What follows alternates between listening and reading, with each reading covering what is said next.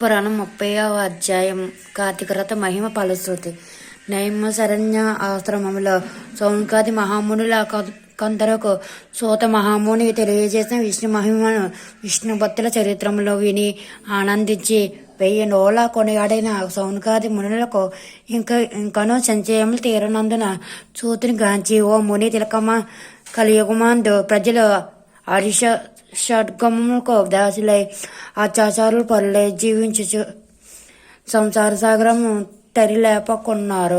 అటువంటి వారు సులభంగా ఆచరించుచు తన్నోపాయం ఏదైనా కలదా? ధర్మము అన్నిటిలో మోక్ష సాధనకు ఉపకరించు ఉత్తమ ధర్మం ఏది? దేవతలు అందులోని ముత్తినొసగు పుత్రుడు దైవం ఎవరు? మానవుని ఆవరించి ఉన్న అజ్ఞానము రూపమాపి పుణ్యఫలమిచ్చు కార్యమేది? ప్రతి క్షణము ముచ్చు వెంబడించుచున్న మానవులకు సులభంగా మోక్షము గల ఉపాయం ఏమి? హరినామస్మరణ సర్వదా చేయుచున్న మేం ఈ సంచయము గల ఉపాయమేమి? హరినామస్మరణ సర్వదా చేయుచున్న మేము ఈ సంచయములతో ఉన్నాము కాన దీన్ని వివరించి తెలియజేయమని కోరిరి. అంత సూతుడ ప్రశ్న ఆలకించి, ఓ మునులారా, మీకు కలిగిన సంచయము తెలుసుకునవలసినవి కలియుగ మండలి మానవుల మందబుద్ధులు క్షణిక సుఖములతో నిండిన సంసార సాగరము డాట్లకు మీరు అడిగిన ప్రశ్నలో మోక్ష సాధనకు కాగలవు. కార్తీక వ్రతం వల్ల యాగాది క్రతువు లోనరించిన పుణ్యము దాన ధర్మ ఫలము చేకూరును. కార్తీక వ్రతం శ్రీమన్నారాయణకు ప్రీతికరమైన వ్రతము. ఇది అన్ని వ్రతముల కంటే ఘనమైనది.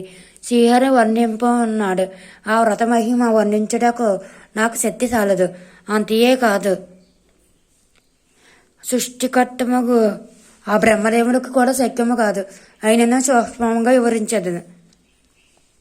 కార్తీక మాసమందు ఆచరించవలసిన పద్ధతులను చెప్పుచున్నాను, శ్రద్ధగా ఆలకింపుడు.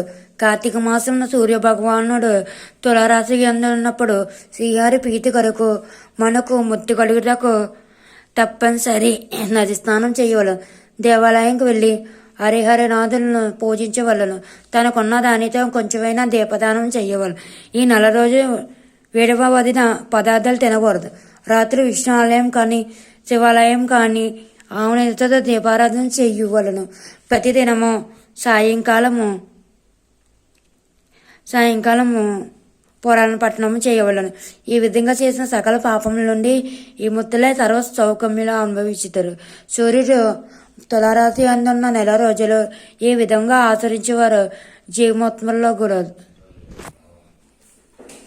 ఇట్లు ఆచరించడానికి శక్తి ఉండి కూడా ఆచరించగాని లేక ఆచరించే వాళ్ళని నేను చూసి ఎగతాళి చేసిన వారిని కానీ వారికి ధన సహాయం చేయు వారికి అడ్డుపడిన వారిని ఇహ మందు అనేక కష్టంలో పాలవుటే కాక వారి జన్మాంతరం యందు నరక రోకములో పడి యమకింకరుల చేత నానా హింసపాలు కాగలరు. అంతేగాక అటు వారు 100 జన్మల వరకు చండాలాది హీన జన్మలు ఎత్తుదరు. కార్తీక మాసంలో కావేరి నదిలో గాని గంగా నదిలో గాని అఖండ గోతబీ నదిలో గాని స్నానం ఆచరించి ముందు చెప్పిన విధముగా నిష్ఠతో ఆచరించేవారు ఇహమందు సర్వసుఖములు అనిపించుటే కాక జన్మాంతరము వైకుంఠ వాసులు కాగదరు. సంవత్సరంలో వచ్చే అన్ని మాసముల కన్నా కార్తీక మాసం ఉత్తమమైనది, అతి ఫలదాయకమైనది, హరిహరనాథులకు ప్రీతికరమైనది. కనుక కార్తీక మాస వ్రతము వల్ల జన్మల నుండి వారు కొన్న సకల పాపములు హరించి మరో జన్మ లేక వైకుంఠము మందుగలరు. పుణ్యాత్ములకు మాత్రమే ఈ వ్రతం ఆచరించవలను. కోరిక పుట్టును. దుష్టులకు దుర్మార్గులకు పాపాత్ములకు కార్తీక మాసం అన్న కార్తీక వ్రతం అన్న ఏవగింపు అసహ్యం కలుగును. కాన ప్రతి మానవుడు ప్రతి పరమ సత్యము గ్రహించి ఇటువంటి పుణ్యకారములు కాలము చేతులారా విడవక ఆచరించవలను. ఇట్లా 40 రోజులు చేయలేని వారు కార్తీక శుద్ధ పౌర్ణమి నాడు ఆయనను తమ శక్తి కలిగి వ్రతం ఆచరించి పురాణ శ్రవణము చేసి జాగరణం ఉండి మరునాడు ఒక బ్రాహ్మణునికి భోజనం పెట్టినచో 1 నెల రోజులు చేసిన ఫలంతో సమాన ఫలం కలుగును. ఈ మాసంలో ధనము, ధాన్యము, బంగారము, గృహము, కన్యాదానము చేసినచో ఎప్పటికీ తరగని పుణ్యము లభించును. ఈ 4 రోజులు ధనవంతుడైనను బీదవాడైనను మరి ఎవరైనా సరే సదా హరినామస్మరణ చేయొచ్చు. పురాణములు వినుతూ పుణ్యతీర్థములు సేవిస్తూ దాని ధర్మలు చేయొచ్చు. నా ఎడల వారికి పుణ్యలోకములు ఈ కథ చదివిన వారికి విన్న వారికి శ్రీమన్నారాయణ సకల ఐశ్వర్యులు ఇచ్చి వైకుంఠపాటి కలుగు చేయను. ఇట్లు కంతపురాంతరకు వశిష్ఠపోత కార్తీక మహాత్య మండలి త్రిశోధ్యాయము 30వ రోజు ఆఖరి రోజు పారాయణ సమాప్తం. తప్పులుంటే క్షమించి please like, share, comment, subscribe.